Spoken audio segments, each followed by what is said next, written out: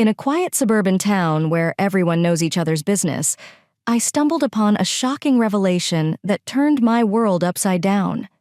As whispers of infidelity and betrayal filled the air, I couldn't shake the nagging feeling that my husband had crossed an unthinkable line with his best friend. What happens next will shatter our lives. I believe my husband fathered his best friend's children, and one of them is now attracted to my daughter, Dot. I quote, "I'll get into this later, but it doesn't really matter if Luke fathered the children. I seriously doubt my father-in-law is having an affair with Amy. At worst, he may know or even suspect the truth about Amy and Luke. However, it is possible that he simply refuses to believe they would do such a thing. I quote, "We've been vague about details for privacy reasons. But to put it simply, Jim and Amy are both attractive. Luke and Whitecat are not the same. Had Jim fathered Amy's babies, they would appear different than they do. Nonetheless, I've got an update. While a number of comments have referred to me as spineless, your reference to me as a sister wife as an ex-Mormon hits a particular nerve. And most recently, a slew of comments have claimed that my story is fabricated. Okay, fair enough. It's the internet. But Luke isn't the first scumbag husband with two families. Several other comments have been incredibly kind and supportive, which I greatly appreciate. Sorry if I didn't respond to a comment or direct message you sent. I covered as many as I could, but I was receiving hundreds, so I undoubtedly missed several. First and foremost, as I mentioned in the comments, our little team appears to have recruited my mother-in-law. I say supposedly because Sophie and Tom were planning to talk to her about getting help submitting the DNA test, and my lawyer advised me to stay out of the process officially. I told Sophie not to do it, and she said no. A male hasn't contacted me about it either, but we have communicated. I'll elaborate on that shortly.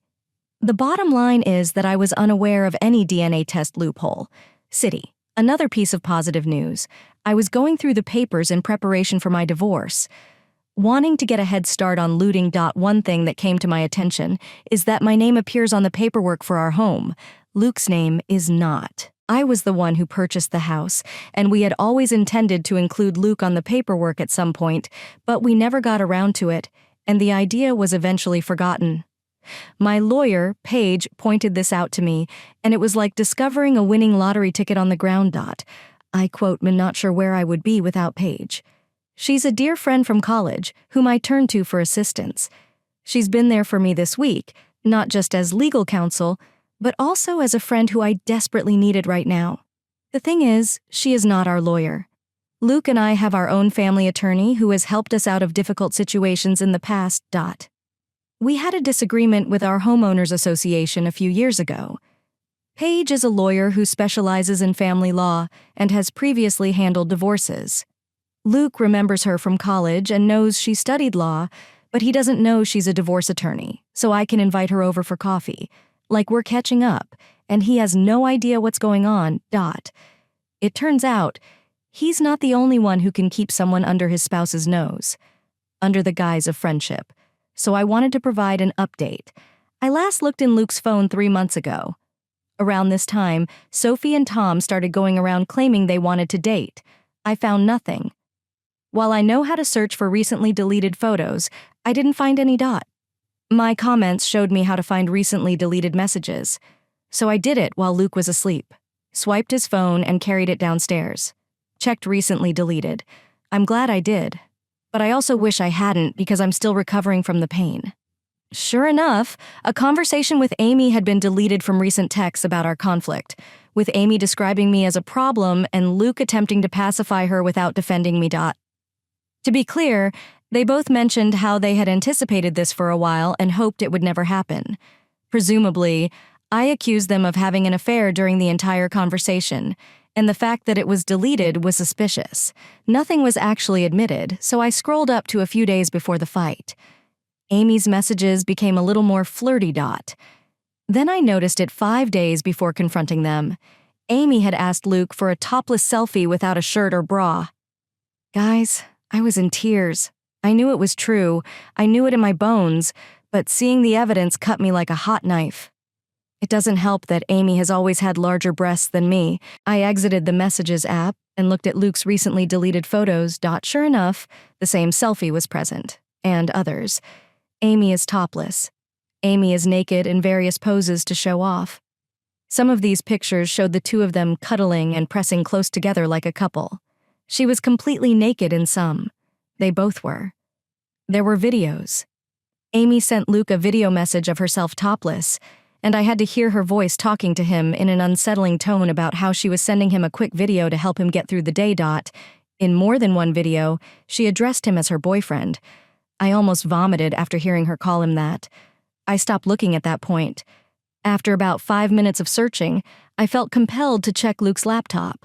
I knew enough of his passcodes to gain access to cloud storage, which was basically more of the same. There were long letters between them. I couldn't bring myself to read more than the first few lines of one of them, but Luke did mention our children. There were numerous naked, topless selfies of Amy. They took selfies together, videos in which Amy appeared to be masturbating. There were sex tapes of both of them. Tom had previously offered to try and hide a camera in Amy's room, but he never had to. Luke had been hiding a whole treasure trove right under my nose all along. I scrolled and scrolled. There were so many dating back years. Not everything was sexual. There were also photos of Amy's children. One video showed Kelly and the twins playing together when they were younger, as well as the voices of Luke and Amy from behind the camera. There were even old photos of Luke and Amy when they were younger. I would even call them teenagers. I snapped. All these years I had told myself that I had to be mistaken, that it couldn't be true. Well, it was true. No one forced me to examine as much evidence as I did.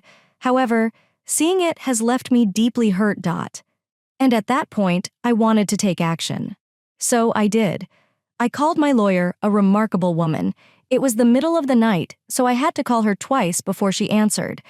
I had awoken her when I asked her to come by and said there was an emergency. She agreed.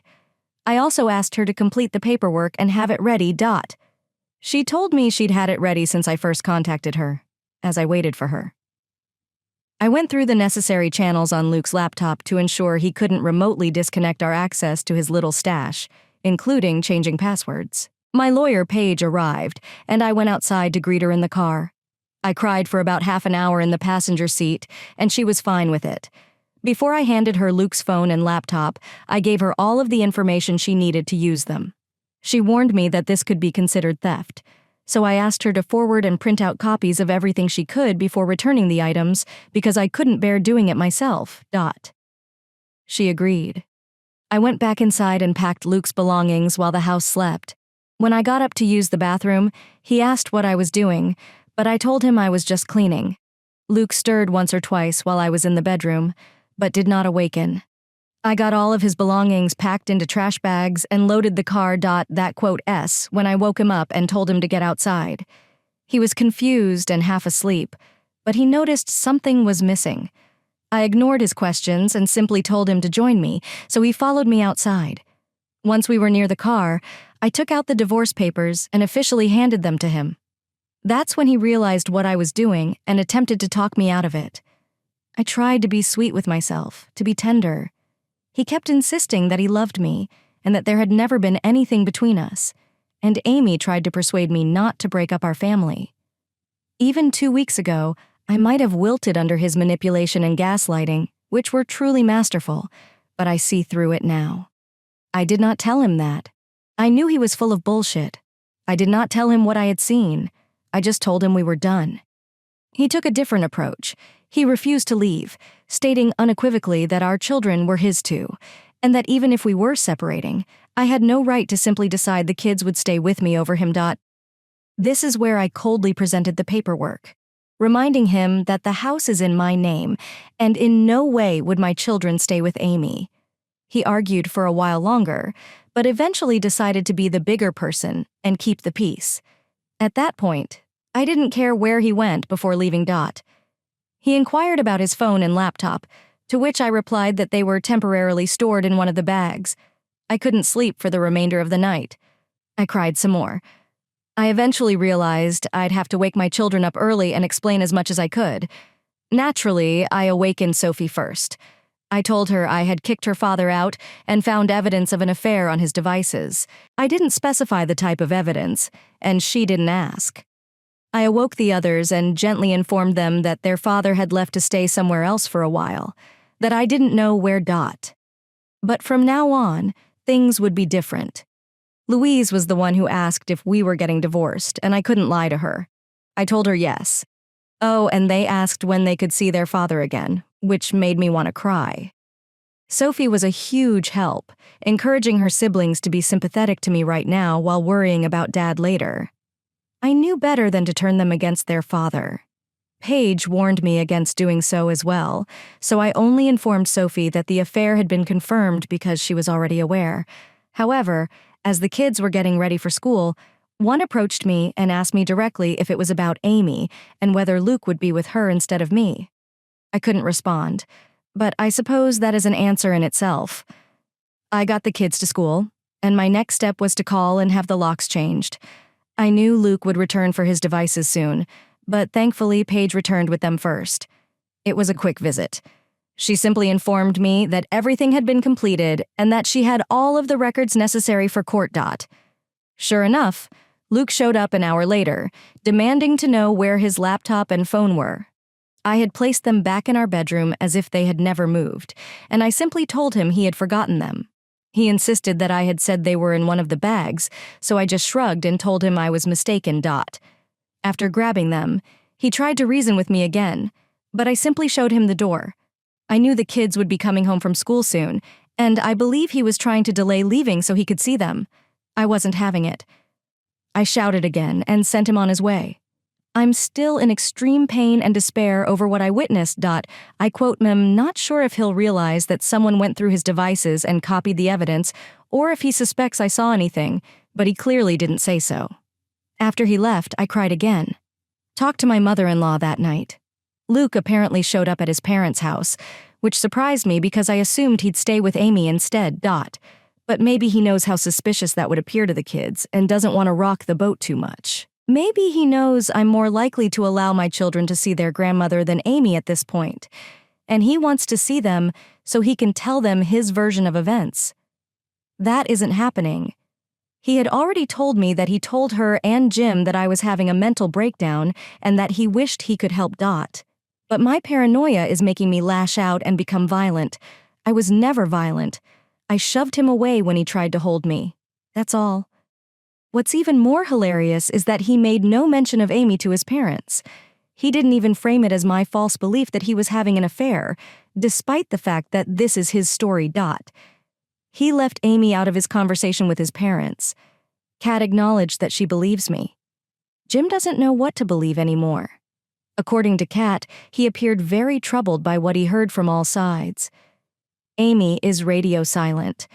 Tom has told Sophie that she is acting as if nothing is wrong, but he is clearly concerned that when her children ask, she makes the same claims. That I'm having an emotional nervous breakdown and pushing both her and Luke away.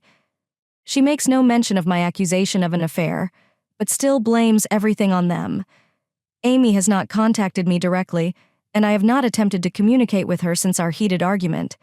I haven't told my kids much except that I'm having disagreements with Luke and Amy, and I've made it clear that this isn't about my mental health. Honestly, I believe they are all aware of what is going on. Sophie continues to be my rock, as I try to be for her and the others, and Tom is currently our spy in the ranks. My biggest regret is the stress that all of this is causing the children, which I knew would happen, but it had to be done.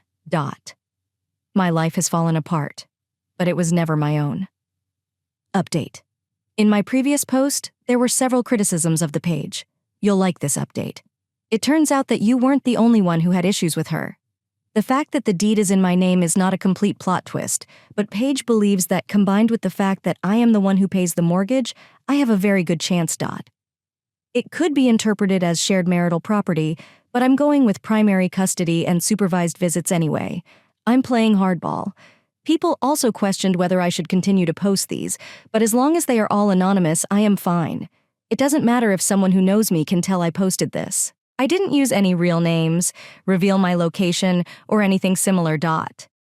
Even Paige admitted that the laptop was questionable, but technically speaking, I gave permission, and she was only doing what I could have done myself. I just didn't want to go through all of that information. Paige completed the divorce papers after the first time I contacted her. My service to Luke was ceremonial. She later contacted him to officially serve him and obtain his lawyer's information. But before he could respond, I'd done something sneaky. I contacted our family attorney, who has always been on call to represent me and Luke throughout our marriage. He helped us out of a bind with the HOA a while ago. I quote L call him talk now. Contrary to some of the comments, I cannot simply go around town consulting with every lawyer in the area with the explicit goal of preventing my husband from hiring them. That is bad faith, and judges do not approve of it. However, this was Zach. He had served as both my and Luke's attorney for many years. I believe I had just as much right to him as Luke, and because I arrived first, I was able to secure our family's lawyer, meet with both him and Paige, and boy, do they not get along. Zach raised some of the same issues as some of my comments. He argued that Paige's actions were in the gray area and urged me to hire him to represent me in my divorce instead. That caused some friction because Paige is explicitly a family attorney, and this is her area of expertise, so I'll be consulting with both of them from now on. Zach actually thinks it's a good thing I wrote these posts, because they can't do much more than prove my sanity. When Luke and Amy attempted to argue otherwise, overall, I'm doing better. I've been speaking with a friend in person, the mother of one of Sophie's friends. I've also scheduled therapy for myself, and I plan to look into family therapy as well. When my kids ask what's going on, I simply tell them that their father and I are having adult problems that they shouldn't be concerned about. This worked for about a day. Sophie warned me that they were going to confront me as a group, and they did, asking if Dad had cheated on me with Amy. Obviously, they've been discussing this, and perhaps for longer than I expected. Perhaps they were wondering again, even though I had absolute proof. I was hesitant to tell them this, so let me explain why I wouldn't tell them about the pornographic content I discovered. I could simply say that I discovered messages between Luke and Amy revealing their affair, but everyone, except Sophie, would be dissatisfied. Carter is someone I already know. The curious little sweetheart that he is would like to see these messages. So, when my children asked me directly if their father had cheated on me, I simply replied, I believe he did. Yes, as sincere as I could be. I think they believe me. Tom and Sophie are constantly texting, and from what I can tell, Amy's children are also skeptical that this is due to me losing my mind rather than their mother being too close to my husband. I believe it is gradually dawning on poor Jim that what he didn't want to believe was possible is indeed possible. And it is happening. I haven't shown him your cat's letters or anything. They are hosting Luke, so I haven't had much contact with them at all. But I did have one phone call with Kat, and we wished each other well. That was nice. I heard shouting in the background, and the cat quickly went outside. I heard what sounded like Jim shouting at Luke. He does not usually shout. He's the most ordinary man I've ever met, so I'm both concerned for him and relieved that the curtain is being pulled back. According to Kat, Luke is still vehemently denying everything. He was upset when he discovered that I had poked Zach, which gave me a sense of grim satisfaction. The test results were back. Sophie and Tom compared their DNA to determine whether they were blood siblings. Here's a surprise. The test indicates that they are not. They do not share any DNA. To everyone who thought Jim had fathered Amy's children, here's definitive proof that he didn't, because the test would have revealed that too. But I never believed it anyway. Sophie has doubts and wonders if the results were not faulty, and if we shouldn't repeat the test to be certain. But I'm not too worried about it. I'm more confused than anything. I was certain Tom was Luke's son. He was too. Now he has no idea what to think. And I don't either. I obviously now know that the affair occurred and lasted years. And I know from the letters that Kelly is Luke's child. Or at least he and Amy appear to believe she is. This confirms that they were intimate. 15 years ago. Now for Tom's sake, I'm wondering who his father is if it's not Luke. He resembles Luke, but this could just be coincidence. Overall, Everything was quiet for a few days until she finally showed up. My best friend, Amy. I am overjoyed that I installed Ring cameras everywhere, as you will soon discover. Amy did, in fact, show up on my doorstep and ask to speak. She maintained a calm demeanor and did not raise her voice, assuming she was approaching them on Luke's behalf. I told her that I didn't want to talk to her and asked her to leave. She didn't leave, but she didn't make a fuss either. She persisted in telling me that we needed to talk. The kids were not at home, but there were cameras inside. I was also discreetly recording her on my phone, so I eventually relented and let her in. I quote, not sure if she realized she was being filmed. We sat down on the couch and she quickly explained the reason for her visit. It turns out that she and Luke know or suspect that I obtained incriminating information from his laptop. Amy accused me of searching through his devices and told me that anything I discovered was not my business and that I needed to delete it. That was all she needed to say. No apologies, no admission of guilt. I did not accept responsibility for her own actions. She might have known I was recording her because she didn't even say what the sensitive material on Luke's laptop was, so I confronted her, releasing some of my rage. I questioned how she could have the audacity to make demands on me. I questioned why she and Luke would do something like this in the first place. Why had they seen fit to betray me for all these years? I asked the question I had been thinking about for a long time, and as expected, I received no response. Literally. Amy didn't seem to hear me, even when I confronted her. She appeared stressed, perhaps even panicked. However, she kept it a secret. She ignored my questions and accusations, instead telling me to delete any content on Luke's laptop that I had. She said that if I wanted to divorce Luke, it was my decision, but I should not drag her into it. Oh, that made me furious. I kept my temper, but I did respond that she was already in it. Amy kept repeating herself, telling me to delete whatever I found, so I simply refused. I asked her directly why I should. Why would I have done that? Amy became more aggressive, raising her voice. She tried to intimidate me, but I stood my ground.